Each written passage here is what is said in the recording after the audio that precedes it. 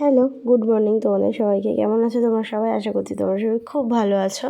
তো আমরাও ভালোই আছি, শুধু শরীরটা একটু বাড়িতে সবারই খারাপ। কাশি এই ঠান্ডার সময় না, মানে কাশিটা সবার লেগে গেছে। তো তাই জন্যই সকালবেলা ইচ্ছে হচ্ছিল একটু দুধ আর পাউরুটি খাওয়ার, তো ওটাই এনেছিলাম।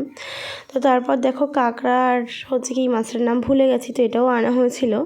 তারপর রান্নাও হয়ে গেছে, মাঝখানে আর ভিডিও করা হয়নি, কারণ একটু চাপ থাকে যখন রান্না করার ব্যাপার থাকে। তো অনেক রকমই রান্না হয়েছিল। তারপর খাওয়া হয়ে যাওয়ার পরে জানো তো একটু বিকেলবেলাতে মাঠের দিকে গেছিলাম ভিডিও করতে। তো দেখো মাঠটা এত সুন্দর লাগছিলো, চারিদিকটা মানে এত চারিদিক মানে ধান ছিল না, ধানগুলো কাটা হয়েছে, চারিদিকে ধানের গাদা দিয়েছে। আর এই যে নাড়া কাটছে সবাই, কি বলবো, মানে এই দেখো। আর এখান থেকে না এই যে নাড়ার মানে এ করে রাখে, তোমাদের ওখানে কি বলে আমি জানি না, আমাদের এখানে এগুলোকে নাড়া বলে।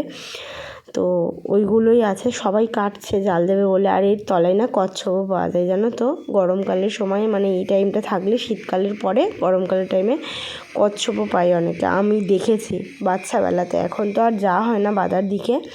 তো এখন এই দুদিন গেছিলাম জানো তো বাদাতে ভিডিও করার জন্য। তো তোমাদের ওখানে কি এরকম বাদা আছে? আর এই নাড়াগুলোকে তোমাদের ওখানে কি বলে বলো তো, কমেন্টে অবশ্যই বলবে।